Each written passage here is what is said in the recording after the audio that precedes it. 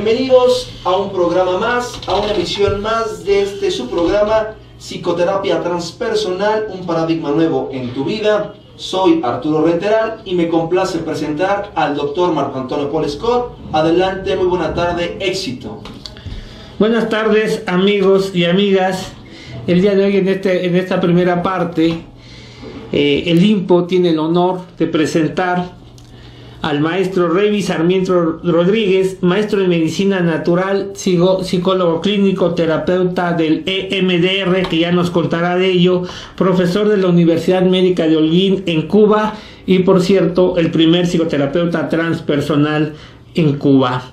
Hola Reyby, ¿cómo estás? Muy bien, gracias por la invitación, maestro. ¿Cuál es el motivo de tu visita? El motivo fundamental es intercambiar con los estudiantes del INPO experiencias del desarrollo de la psicología en Cuba y también permearme de las experiencias de cómo se ha ido desarrollando y creciendo la psicología y en específico la psicoterapia transpersonal en esta institución. Además, participar en el Congreso Internacional de Tanatología, donde impartiré un curso sobre psicoterapia EMDR en duelos complicados. A ver, cuéntanos, ¿qué es el EMDR? Es bien interesante. La psicoterapia EMDR responde a terapia de reprocesamiento y de sensibilización por movimientos oculares. Es una, por decirlo de alguna forma, consolidado abordaje terapéutico complejo que cuenta con evidencias clínicas de ser de los tratamientos más eficientes para el trastorno de estrés postraumático y varios protocolos con gran efectividad para un grupo de alteraciones emocionales. Dentro de ella, el duelo complicado muestra a la práctica clínica los beneficios que tiene esta forma terapéutica, este abordaje terapéutico. Muy interesante, así que ya saben, amigos y amigas, tenemos un curso post-congreso que va a impartir el maestro Reyby Sarmiento de esta corriente EMDR, que por cierto hemos tenido la oportunidad de allegarnos a algunos de este conocimiento y efectivamente en muchos momentos cuando estamos trabajando con algunos tipos de duelo y por algún motivo un paciente se nos estaciona o presenta poca evolución en el procesamiento del duelo, ocupamos algunas técnicas y efectivamente de EMDR y efectivamente nos ha dado excelentes resultados. También les quiero compartir que el maestro Reyby es el encargado del diplomado de hipnosis terapéutica que va enfocado sobre todo a la formación de terapeutas transpersonales allá en la provincia de Holguín en Cuba, y que pues hemos tenido el gusto de participar ahí dando algunos de los módulos, haciendo intercambios académicos. ¿Qué nos cuentas de la experiencia de la hipnosis, Reyby? Es muy valioso, sobre todo el aporte que ha realizado el doctor Marco Antonio Paul Scott a la visión de los psicólogos y terapeutas holguineros respecto a cómo abordar un proceso terapéutico con hipnosis. Fundamentalmente la visión de la hipnosis natural, o sea, su perspectiva ha permeado, ha enriquecido la visión quizás más clásica que asumíamos nosotros, y en ese sentido el diplomado se ha consolidado y ha llamado la atención de varios terapeutas y sin duda es mucho más actualmente profundo y profesional. De hecho, con él estamos llevando a cabo un protocolo en un hospital allá en Holguín con pacientes del tercer nivel del área de oncología, en compañía de un médico oncólogo cubano que también próximamente esperemos que nos esté dando parte de su conocimiento y mostrando qué se está haciendo en Cuba. ¿Qué nos puedes comentar de este protocolo de investigación México-Cuba? Es muy, pero muy interesante el proyecto que se está desarrollando en el servicio de oncohematología del Hospital Clínico Quirúrgico Lucía Íñiguez de la provincia de Holguín, con pacientes en diferentes estadios de alteraciones oncohematológicas, linfomas, etcétera, con resultados sumamente valiosos, no solo en el alivio del sufrimiento, sino enriqueciendo y elevando la calidad de vida de los pacientes al incluir la hipnosis dentro de procesos de psicoterapia transpersonal y que incluye no solo al ser humano integral, sino incluso a la familia, al cuerpo médico, para una gestión de tratamiento mucho más efectivo. Tal como lo vemos aquí en el INPO y tal como lo vemos en la psicoterapia transpersonal, y comentándoles que hemos tenido la oportunidad de estar en 2 o 3 ocasiones allá en la provincia de Holguín, y pocas gente saben dónde queda esta provincia. Se encuentra en la parte oriental, centro oriental de Cuba, una provincia muy bonita. Incluso comentaba con Reiby que tengo el gusto de conocer varias provincias, entre ellas La Habana, Camagüey, conocer el Santiago de Cuba, donde he estado en varias ocasiones, y Holguín, y definitivamente cada una tiene su belleza particular. Sin embargo, en el caso que a mí me compete, que estoy hablando ahorita, la más bonita, la más tranquila y más cálida por su gente, indudablemente, es la provincia de Holguín. Además de una población de profesionales de la salud mental comprometidos con la actividad, y una universidad médica que está brindándonos la posibilidad de llevar a cabo estos proyectos, sin duda se acogen profesionales de la talla del profesor Marco Antonio Polescott, que va a llevarnos conocimiento y formación con mucha calidez, sin duda. Bueno, pues ya saben, el maestro Reiby va a estar participando con varios de los muchachos de psicología, de psicopedagogía, con todos aquellos que estén interesados en conocer este tipo de psicoterapia, el EMDR, que principalmente se ocupa en el caso de nosotros el duelo, pero también mucho en otras cuestiones psicoterapéuticas, y al mismo tiempo participando dentro del Congreso Congreso Internacional de Tanatología, que próximamente a finales de octubre tendremos en el instituto. Pues Reiby, muchas gracias por estar con nosotros. Gracias por la invitación. Y hacemos un corte y en unos momentos más regresamos. Si eres psicoterapeuta de cualquier corriente y te gusta mi programa, suscríbete al canal y da clic en me gusta. Gracias por continuar con nosotros, y vamos directamente con la frase de esta tarde. Y la frase dice así: el cambio no es doloroso, la resistencia al cambio sí lo es. Buda. Ahora vamos con la efeméride de esta tarde, y la efeméride dice así: el 26 de septiembre es el Día Internacional para la Eliminación Total de las Armas Nucleares. Esto es psicoterapia transpersonal, un paradigma nuevo en tu vida, y ellos son los profesionales. Adelante.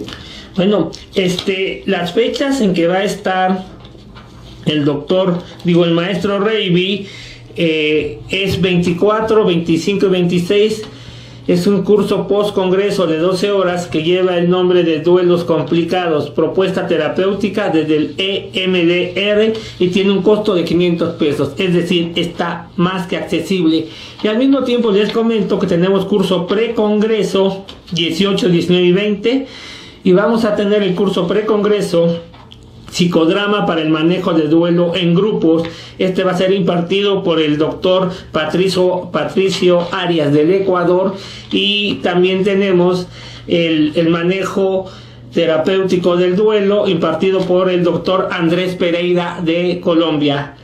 Cada curso con un costo de 500 pesos, pero vale la pena acercarse y tomar todo el paquete, que está bastante accesible. Por ahí Luz María le manda saludos al maestro y le da la bienvenida al maestro Reiby, y que es un orgullo tenerlo en el INPO, y así es un verdadero orgullo, porque es un ser humano extraordinario, indistintamente de la calidad que nos ha manifestado, y que además venir de tan lejos para compartir sus experiencias es una cosa maravillosa. ¿O qué opina usted, maestra Ana María Rico? Sí, he tenido la fortuna de conocerlo y completamente de acuerdo. Es un maravilloso ser humano, muy entregado a su profesión y muy interesado en seguir tanto divulgando lo que él sabe como en aprender más cada día. ¿Sabía usted que yo fui maestro del maestro Reiby en el 2003 allá en Santiago de Cuba, cuando llevamos en ese tiempo la tanatología del siglo XXI a la universidad de por allá? Alguna vez recuerdo que algo comentó y él siempre se mantenía en contacto con correo y luego le mandábamos algunos de sus libros, cosas que usted nos pedía mandarle porque él es incansable en seguir aprendiendo es como yo lo concibo. Así es, y para nosotros podemos decir que trasladarse dentro de Cuba es fácil, para nada, es bastante complicado. Y en todos los cursos, 2005, 2004, 2005, 2007, 2009, 2011, 2013, en todos los cursos, Reiby estuvo presente. Unas ganas de aprender impresionante. Y qué bueno que después de hacer los trámites y de firmar un convenio de colaboración, que no son nada fáciles, de firmar el convenio de colaboración con la Universidad Médica de Holguín, ahora lo tenemos aquí con nosotros. Pues es un gusto, de verdad, no se pierdan el curso que va a dar, muy interesante, y seguramente se van a llevar mucho aprendizaje. Sí, es obligado para todo aquel que sea tanatólogo, desde la psicotanatología, y obligado para aquellos que nos dedicamos a la psicoterapia transpersonal. Es una herramienta fabulosa, el EMDR. Bueno, quiero compartirle que la semana pasada quedaron algunas dudas. Y la primera, dudas y preguntas, dice una. Usted comentó sobre el apoyo tanatológico que se brindó en Ecuador, y en México han pensado ustedes en brindar este mismo apoyo. Sí, lo damos. En varias ocasiones hemos atendido. La cuestión es que en México, con respecto a desastres naturales, necesitamos tener una logística que no siempre es fácil, sobre todo en las inundaciones que se han presentado y han venido posteriormente para acá con nosotros, aquí al instituto. Pero en el caso de crimen organizado, tenemos unos días que regresamos de Torreón, donde estuvimos en el Congreso Regional de Tanatología, y ahí mismo se nos acercaron bastantes personas a las cuales pudimos atender como víctimas de crimen organizado en toda la región de La Laguna. Además que existe la escuela en Ciudad Victoria. Sí, en Tamaulipas seguimos dando este apoyo, y claro, si en alguna localidad se presenta un desastre natural y nos hacen la invitación, con todo gusto, porque sabemos algo y que nos queda muy claro, que no se puede llegar y decir vengo a ayudar, porque muchas de las ocasiones esto, lejos de ayudar, se convierte en un conflicto. Quiero comentarles que en el caso de Ecuador, cuando nos dijeron que habían mandado una gran cantidad de psicólogos a la zona, nuestra pregunta, así de a bote pronto fue, ¿y para qué? Es que la gente necesita, y les decíamos nosotros, ¿necesita qué? Al igual que a nosotros en el 85, a ellos los agarra totalmente desprovistos, y pensaban que las personas en ese sentido se iban a acercar inmediatamente a la atención psicológica. No sucedió así, como tampoco sucedió en México 85. Y entonces, ¿qué sí sucedía con tanta cantidad de psicólogos que necesitan apoyo? Por ejemplo, la alimentación, un espacio donde dormir, un espacio donde asearse y otras cosas. Lo que trae consigo que cuando no se hace de una manera planificada, de una manera logísticamente correcta, entonces nos convertimos en un estorbo, lejos de ayudar a los demás. Sí, porque les va a llegar el desgaste físico y mental, y en lugar de ayudar, pues van a obstruir. Así es. Al mismo tiempo, otro comentario es: asistí al cine a ver la película 7/19, La Hora del Temblor. En la sala nos encontrábamos familias con muchos hijos. Cuando inician las escenas del temblor y cómo quedan sepultadas las personas, los adolescentes empezaron a ayudar, y en susurros se escuchaban cómo nos preguntaban si todo eso había pasado. Fíjense que ayer intenté asistir y en el cine donde asistí ya no había localidades en ese horario, lo que me dice que está siendo bien aceptada la película. Y bueno, la voy a ver. Es un episodio muy importante, intergeneracional en mi vida, que se convirtió en intrageneracional ese mismo día, y seguro estoy que por el comentario que me hace es que es una película que impacta. No creo que sea una película para niños, donde deban asistir niños. Me imagino que la mayoría de las personas que están ingresando son de 12 o 13 años en adelante. Y otro comentario más: realmente tenemos una cultura con respecto a la prevención sobre temblores, ya que cuando hay simulacros la mayoría de la gente joven se la toma como en juego. Fíjese que es muy cierto. Para empezar, la gran cultura de la prevención de desastres naturales, que no el inicio, pero sí el gran desarrollo de la cultura, se da después del 85. Y desde entonces quiero decirles que la mayoría de las personas, y me refiero a aquellos que trabajábamos en instituciones públicas, no le daban la atención y el cuidado necesario, y mucho menos el respeto. 10 años después era prácticamente obligado sacar a las personas, porque muchas no se querían salir porque estaban haciendo algunas actividades. Sí, sonaba la alarma y no se paraban, no le ponían atención.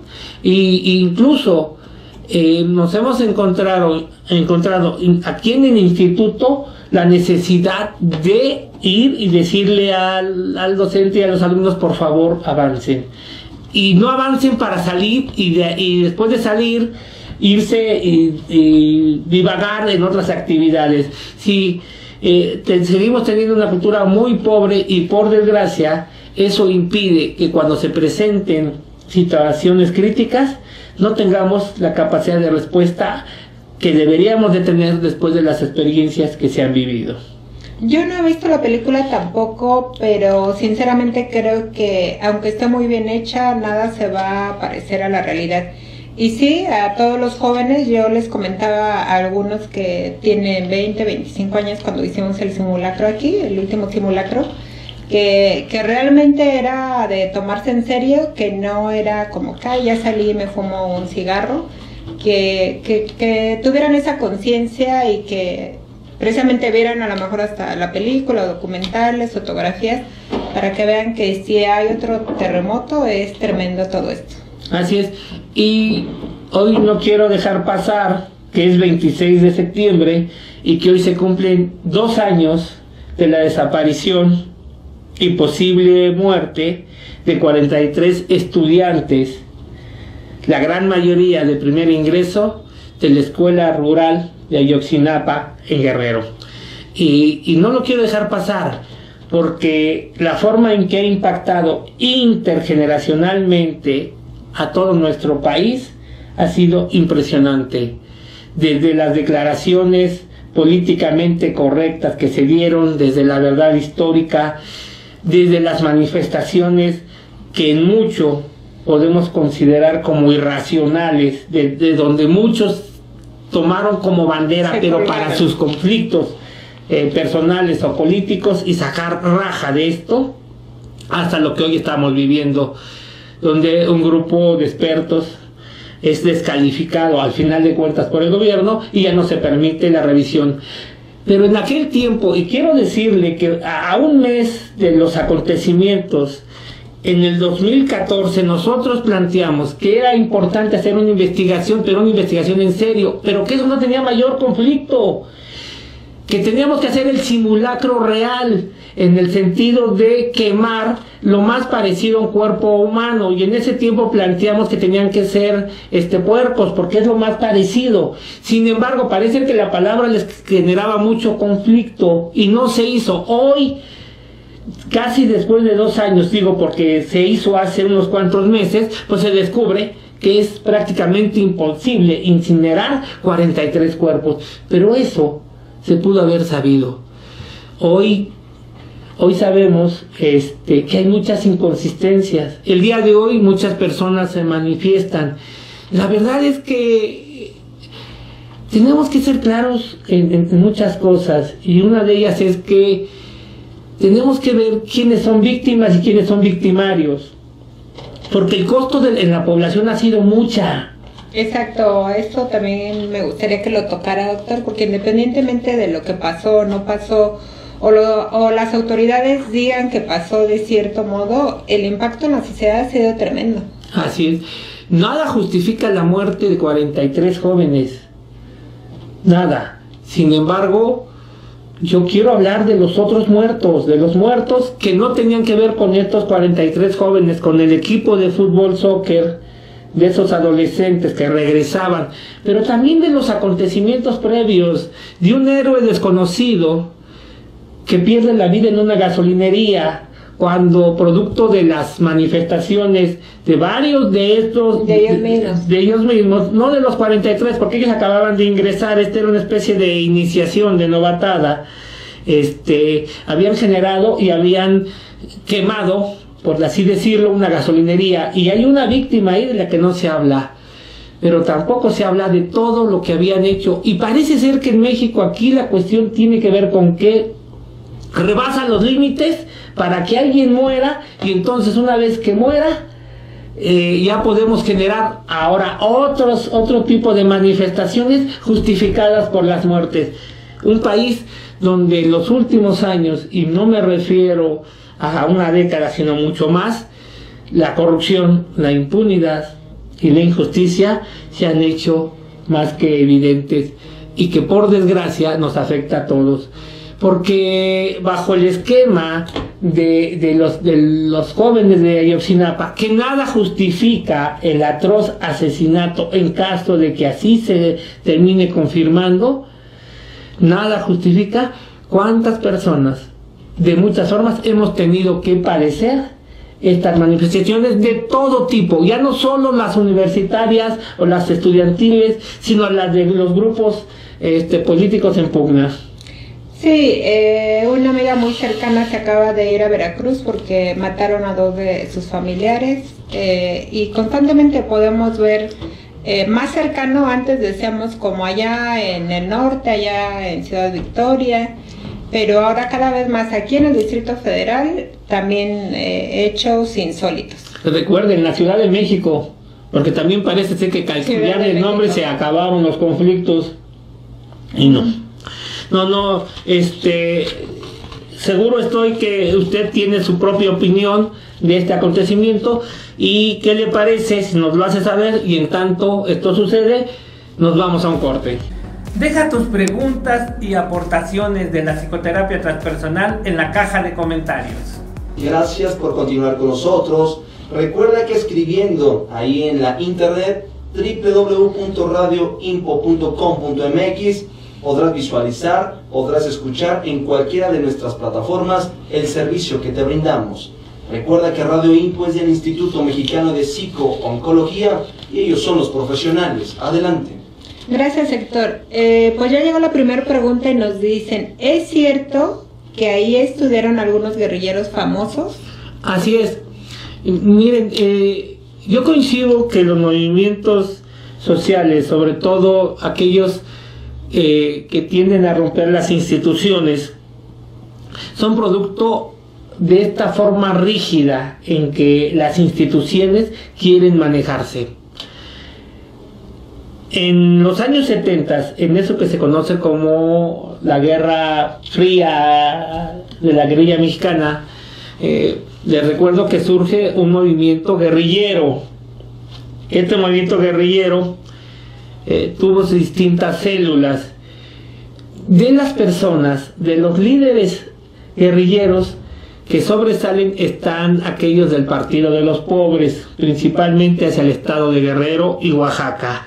De ahí surge un hombre ciertamente carismático que lucha por los ideales de un estado devastado por la corrupción, donde el extremo de la riqueza era impresionante, exageradamente ricos, de dinastías de familiares, donde hay una familia que en los últimos años había predominado, la familia Figueroa y sus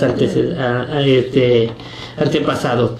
El nombre de este guerrillero, Lucio Cabañas Barrientos, de origen campesino, estudia en la Normal de Ayotzinapa, donde se convierte en líder estudiantil y es es secretario general de la Federación de Estudiantes Campesinos Socialistas de México, por ahí de los principios de los años 60. A determinado tiempo es asesinado por el ejército mexicano. Obviamente él se levanta en armas y posiblemente en Lucio Cabañas tenemos de esos héroes a los que la historia mexicana no le ha hecho la justicia que merece. ¿Por qué? Porque intentó luchar contra un sistema que era tremendísimo, recordando los años 60 con los gobiernos de López Mateos, de Díaz Ordaz, y en los 70 con el gobierno de Luis Echeverría Álvarez y posteriormente de López Portillo. Cuando él estaba activo eran los 60 más o menos. Él empieza parte de su lucha. Él estudia en los años 50 en la Normal, en los años 60 se consolida como líder estudiantil y hacia finales no tengo la certeza de si él funda, pero participa en el Partido de los Pobres y se convierte en la figura más visible y es un guerrillero que se encuentra en la Sierra de Guerrero y luchando por igualdad y el cambio de sistema. Alguna vez lo oí, pero no sabía que había estudiado ahí, doctor. Así es, pero también tenemos a un profesor de esta misma Normal, también otro líder que busca reivindicar las causas a partir de su ideología socialista o comunista socialista. Su nombre es Genaro Vázquez Rojas. Ambos fueron encontrados por el ejército y fueron asesinados. ¿Y fueron en la misma época? No. No tengo a la memoria quién es primero. Sin embargo, los dos le hacen frente en un tiempo donde en México se presenta una guerrilla muy focalizada, principalmente hacia el estado de Guerrero, pero con cierta tendencia hacia Oaxaca por un lado y cierta tendencia a Michoacán. Pero Michoacán era un estado muy controlado, al igual que Oaxaca. Y por la topografía del estado, ellos pudieron ocultarse en la sierra guerrerense por un buen tiempo. Ok, uno era estudiante y otro era profesor. Así antes es. Luchando por cuestiones que no estaban de acuerdo con el gobierno. Sí, su tendencia era socialista. Y obviamente, vuelvo a decir, luego hablamos de muchos héroes, porque México es el país de los héroes, Nada más que cuando hacemos una revisión así minuciosa de los héroes, parece ser que la mayoría no resisten la prueba del ácido. El 13 de septiembre, usted recordará que tuvimos muchos festejos. Dentro de estos festejos, los festejos relacionados con los niños héroes. Pero los héroes de la defensa del castillo de Chapultepec, pues no fueron los niños héroes.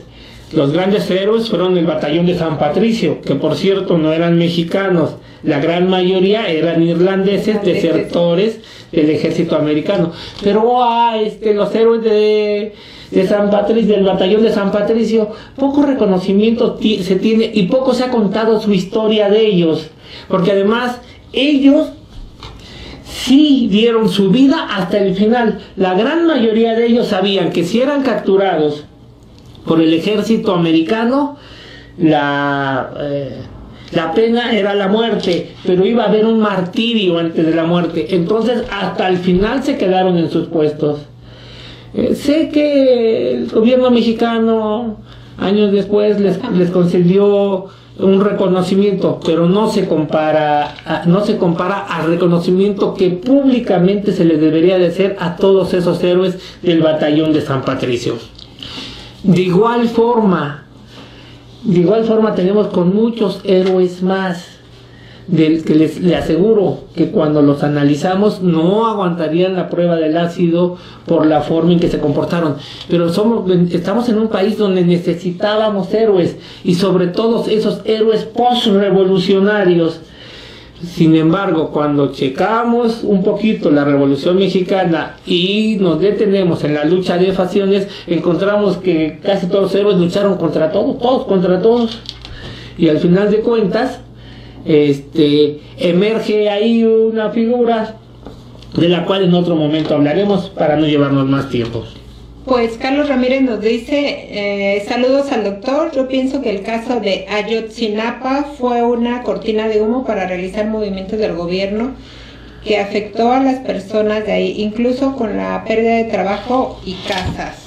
Muchas gracias, Carlos Ramírez. Mira, yo pienso que mucho de esto se deriva de la gran corrupción, repito, de la gran corrupción que existía en todos los niveles en Guerrero, principalmente en estas poblaciones cercanas, como es el caso de Iguala y Cocula, donde no nos podemos explicar cómo los presidentes municipales le rendían cuentas a crimen organizado. Digo, no nos podemos explicar desde la Ciudad de México, pero estando ahí es muy explicado, y cómo la Secretaría de Gobernación y el mismo Ejército no hicieron el papel que les correspondía, porque ahora, a pesar de que el ejército hace una super labor en todo el país, tenemos que cuestionar qué sucedió esa noche con respecto a la participación del ejército. Nos dice Miguel, doctor, recuerde que estas escuelas rurales normalistas se fundaron con el gobierno de Lázaro Cárdenas. Se alentó a la práctica de formar líderes sociales en aulas normalistas. Muchas gracias, Miguel. Y sí, estoy de acuerdo. Aquí la cuestión es que la escuela rural formada por el general Cárdenas y la escuela rural 50 años después son mundos distintos, tanto que la mayoría de estas normales rurales, pienso yo que deberían tener una revisión con respecto a su cometido, su función, y saber si siguen cubriendo la necesidad para lo cual fueron creadas. Aunque quiero decirte, Miguel, no podemos tapar el sol con un dedo, y en nuestro país una forma de sobresalir, de salir adelante cuando las condiciones son muy precarias, son este tipo de escuelas. No solamente las normales rurales, las primarias rurales, las secundarias rurales, como las que existen en varios estados de la República, donde el alumno vive internado y como consecuencia la alimentación la proporciona la misma institución. No podemos perder de vista que hay una gran necesidad. O sea que por todavía. necesidad económica van y se internan en estas escuelas rurales. Es una forma de salir adelante, es una forma de estudiar que bajo otro esquema no se podría.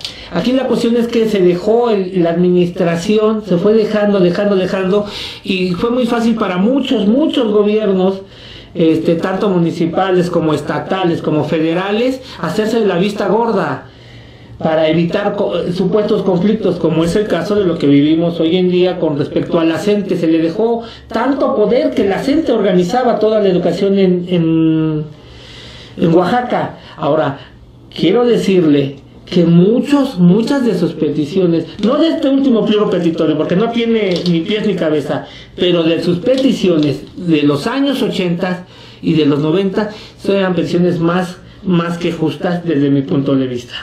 Le pregunta Eduardo, ¿Lucio Cabañas tenía la ideología de dar la oportunidad a las comunidades rurales en superarse? No tengo el conocimiento, Eduardo, y no quisiera hacer un comentario para lo cual no estoy preparado. Y nos dice Maricruz, Ayotzinapa es como el caso de Tlatlaya, donde no se ve más allá que la presión social. En ambos casos hay gente inocente. Así es. Yo pienso que no se puede medir. Miren, tenemos 43 inocentes, porque la mayoría eran de primer ingreso. Ellos no sabían. Yo quisiera saber dónde están los líderes que los mandaron. O sea, al igual que este grupo de narcotraficantes y de miembros del crimen organizado, que hay más de 100 detenidos. ¿Dónde están los líderes que comandaban a estos muchachos y los dejaron solos? Porque estos muchachos tenían unas cuantas semanas en la normal. Fue una iniciación. ¿Qué pasó con esos líderes? Yo quiero saber qué pasó con el director o el rector de esta normal. ¿Qué pasó? Porque hasta ahorita se ha hablado de los de crimen organizado y se ha hablado del gobierno, de la ineficiencia del gobierno y la verdad del desatino del procurador que se tardaron tanto en responder, tanto y tanto en permitir que hubiese investigaciones serias, porque estamos acostumbrados a que nos den a tole con el dedo. Aquí sí tenemos 43 inocentes, 43 jóvenes inocentes, víctimas de muchos, no solo de los de crimen organizado. Dice Ali Buque, es una lástima que en México pasen cosas como el caso 43. Yo participé en una marcha y hay mucha represión. Bien, desde los años 80 he tenido el gusto de participar en varios movimientos sociales y abiertamente lo digo, participé en movimientos sociales magisteriales y al mismo tiempo en otro tipo de movimientos magisteriales, y algo que con el tiempo fui descubriendo es que muchos de los que vamos sin saber en esencia qué es lo que se encuentra oculto en los movimientos sociales. De pronto por el ideal de que se compongan las cosas, pero en realidad no se sabe lo que los líderes están manejando. Así es.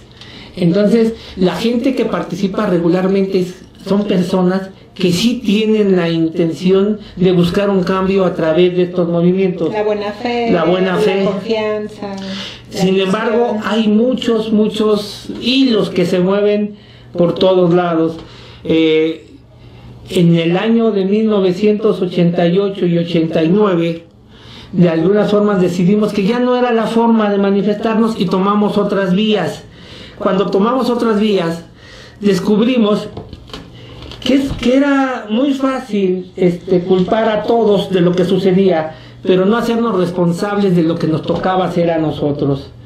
La realidad nos aterrizó a ese grupo de jóvenes, y entonces entiendo muy bien lo que sucedió con Lucio Cabañas, con Genaro Vázquez, porque yo mismo participé en un movimiento guerrillero y sé el sufrimiento y el dolor que cuesta el saber que uno de los compañeros ha caído, el miedo y el temor que da después de haber buscado hacer un cambio.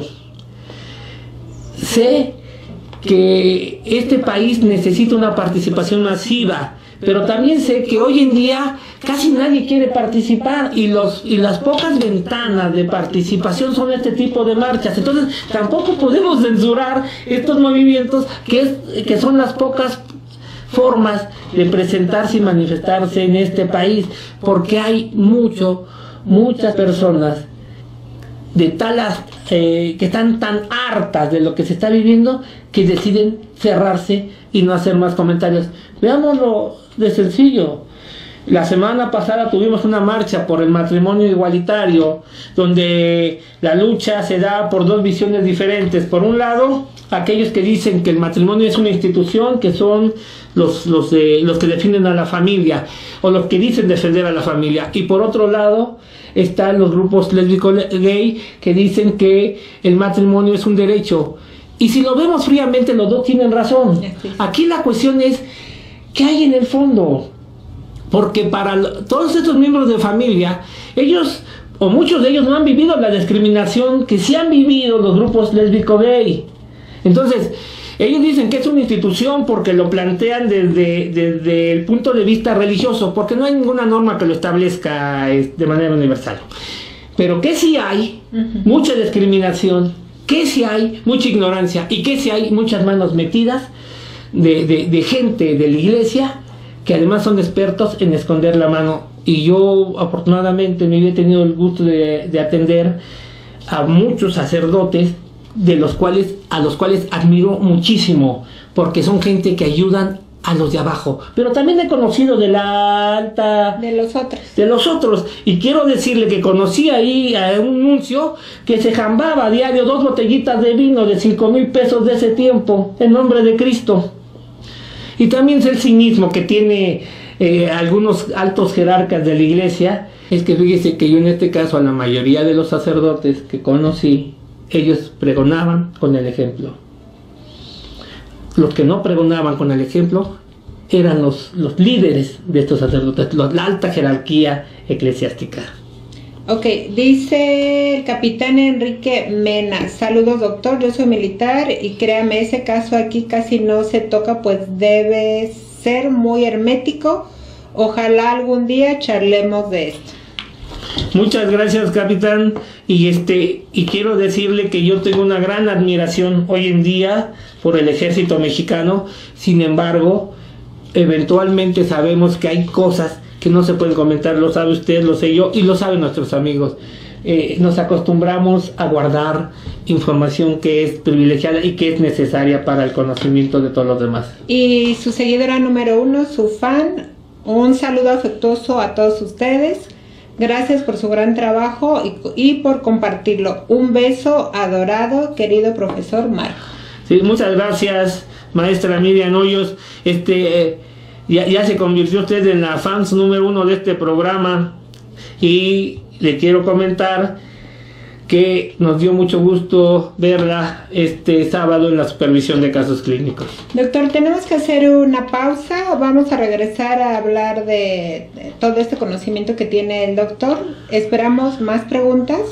Este es tu programa, escríbenos. Si eres psicoterapeuta de cualquier corriente y te gusta mi programa, suscríbete al canal y da clic en me gusta. Regresamos a tu programa Psicoterapia Transpersonal, un paradigma nuevo en tu vida, con la maestra Ana María Rico Cárdenas y el doctor Marco Antonio Paul Scott. Adelante. Pues nos llegó otra pregunta ¿qué tiene que ver la Liga 23 de septiembre con todo esto que está mencionando? Bueno, ¿usted tiene algo que ver? Sí, la Liga Comunista 23 de septiembre es un movimiento guerrillero que se genera en los años 70, incluso con ella la aparición formal de un movimiento urbano. A esta liga se le atribuían muchas cosas, incluso hasta... ¿Pero empezó en Guerrero? No, la Liga 23 de septiembre será como un resultado del 68 y del 71. Ah, ok. Usted recordará el movimiento represivo de estudiantes del 68, del cual quiero hacer un comentario. Casi siempre se dice que fue un movimiento totalmente pacífico, armonioso. No es cierto. Aquellos que estuvimos en ese tiempo sabemos que también había desmanes y que varios de los comportamientos de los compañeros estudiantes de ese tiempo dejaban mucho que desear, que también se incendiaron camiones, que se saquearon locales comerciales. O sea, la idea era un rompimiento con lo que se presentaba, con esa imposibilidad de ascender de la clase media al poder como una explicación sociológica. Que los jóvenes participan por ideal, la gran mayoría por ideal, que surge de un pleito callejero entre Boca 5 y una prepa que se encontraba en aquellos tiempos allá en la Ciudadela, la Ochontorena. No, era privada. Okay. No era, todavía no, hasta ahí no participaba la UNAM. Una vez que empiezan los movimientos estudiantiles, entonces se transforma.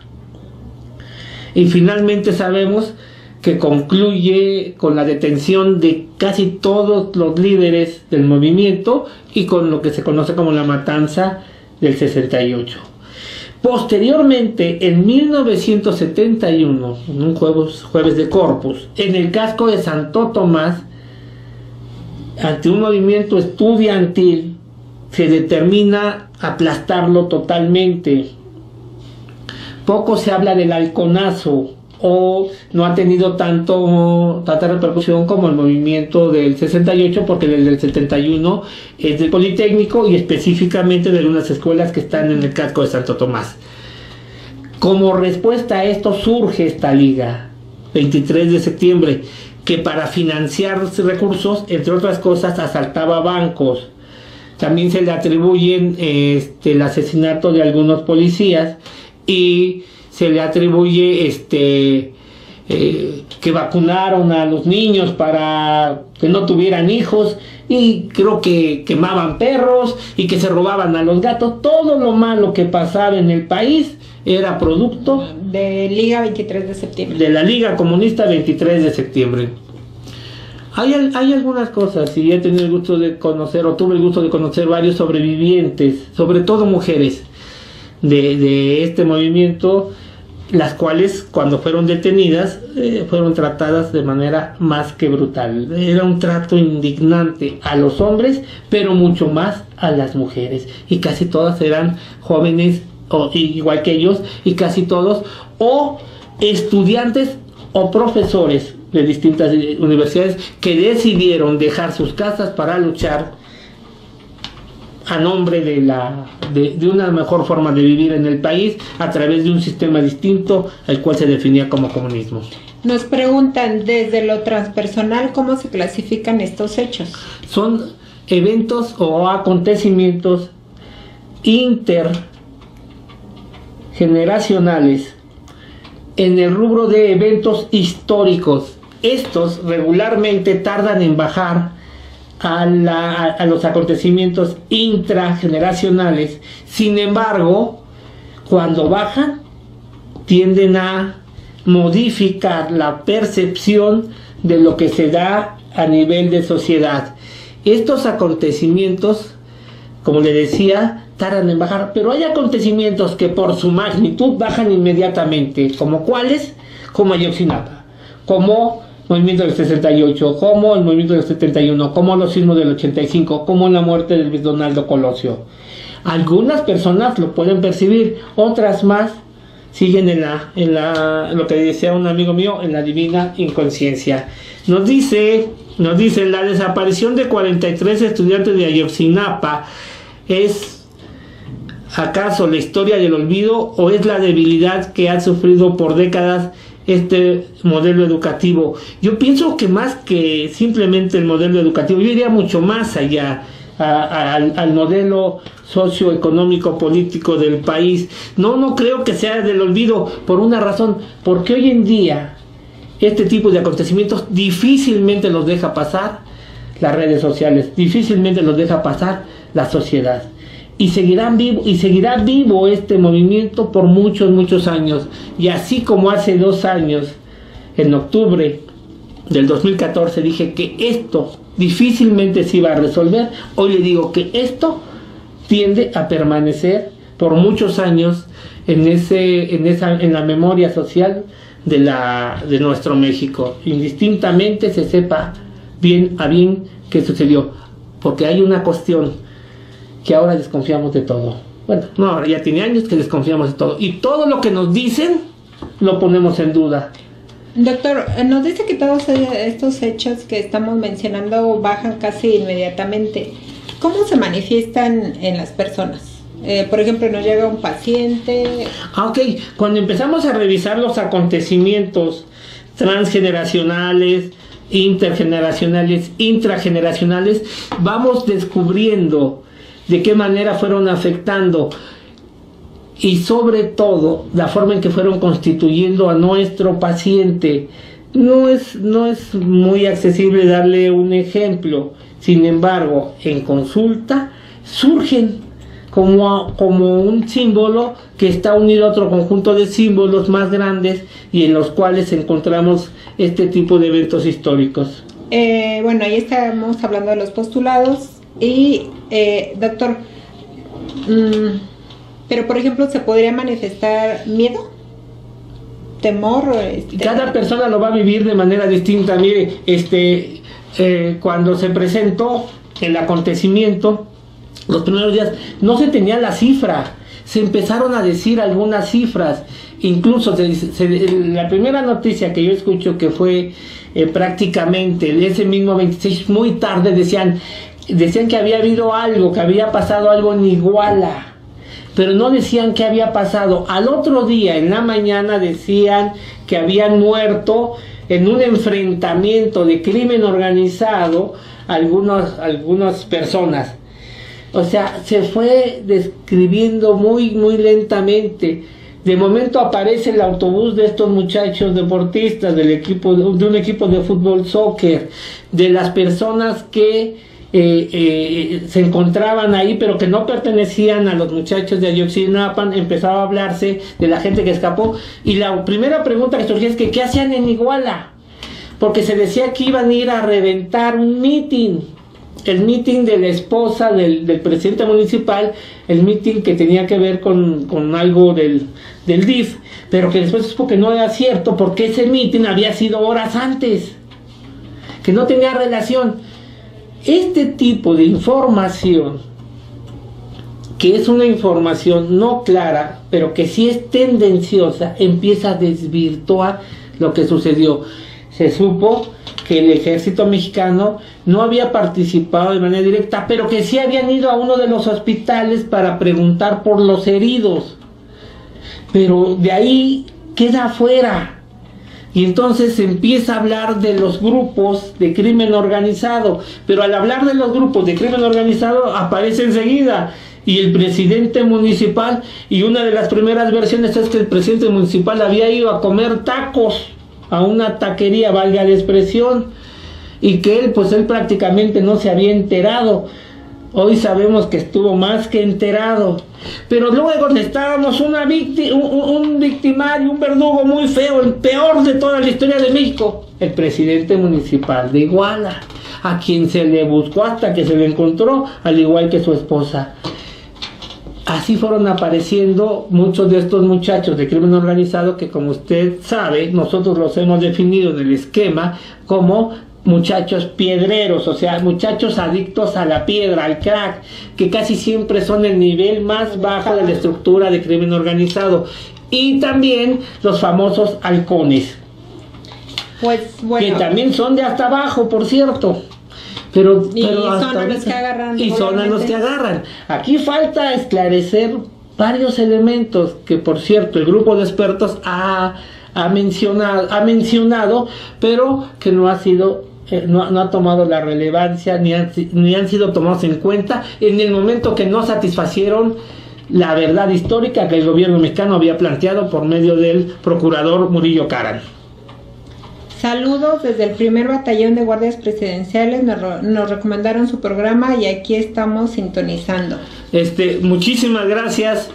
Quiero decirles que de igual forma que hace unos momentos con el capitán, mi reconocimiento, porque de veras que hacen una labor una gran labor en aras de nuestro país, y así como por muchos años dentro de mi juventud creía yo que nuestro enemigo era el ejército, hoy quiero decirle que nuestro gran amigo es el ejército, porque difícilmente podemos encontrar una institución tan bien calificada, y porque he tenido la oportunidad en varios momentos, incluso usted estaba conmigo, cuando recorremos las carreteras mexicanas hacia Tamaulipas, hacia Durango, hacia Veracruz, que nos encontramos con los retenes del ejército y nos sentimos protegidos, cosa que no nos pasa cuando nos retiene alguna policía municipal o estatal. Claro, y la gente en general en la Ciudad de México o en los estados acepta muy bien al ejército, y es precisamente por tanta labor que han hecho. Nos dice Verónica Castillo, ¿estamos hablando de heridas sociales que se quedan en nuestra mente? Se quedan en nuestra psique, en el inconsciente transpersonal, y tarde o temprano se manifiestan, aunque cuando se manifiestan ya vienen, por ocupar algún término, revueltas con otro tipo de símbolos, y entonces poco los podemos clarificar si no es trabajando con el inconsciente transpersonal a través de una técnica muy bonita que llamamos atrás en el tiempo, atrás en tu historia, las historias personales de vida. Muchas gracias, Vero, muchas gracias al primer batallón por tomarse la modestia de comunicarse con nosotros. Y también quiero comentarles que tenemos muchos alumnos, ya sea de Sedena o de la Marina. Acabo de tener también un general como compañero en el doctorado, y muchas gracias por existir y por hacer una magnífica labor. Así es, claro, hemos mencionado al ejército como si todos se manejasen de la misma forma. Una gran labor de la Armada de México, que que sin ellos y sin el ejército difícilmente tendríamos la posibilidad medianamente de tener este país. Así es, doctor, pues ya estamos al final de este programa. A manera de cierre, ¿qué le quiere decir a todas estas personas? A los que pudieron comunicarse con nosotros ya tienen una contestación, pero seguramente allá hay muchos que se quedaron con alguna duda, querer participar. ¿Qué les dice a todos esos que están del otro lado? Todos aquellos que nos manden sus escritos, la próxima semana los retomamos al inicio del programa. Quiero decirles que participen de acuerdo a sus convicciones, no se queden callados, tenemos que alzar la voz y tenemos que decir qué es lo que no nos gusta y qué es lo que nos gusta, y sobre todo cuando llegue el tiempo de hacer los cambios, por favor tome la decisión, no haga lo que a veces hacemos, repetir las acciones pensando que más vale malo conocido que bueno por conocer, y esto implica, y me estoy refiriendo principalmente a los tiempos de elecciones. Pues muchas gracias, doctor, gracias a ti por sintonizarnos, excelente lunes. Hablamos de un tema escabroso, pero siempre aprendiendo, y estando contigo acompañado, pues esto se va como agua. Gracias, equipo de trabajo, feliz semana, doctor. Feliz semana, feliz inicio de semana, y a darle duro y fuerte a nuestro trabajo. Nos vemos el próximo lunes.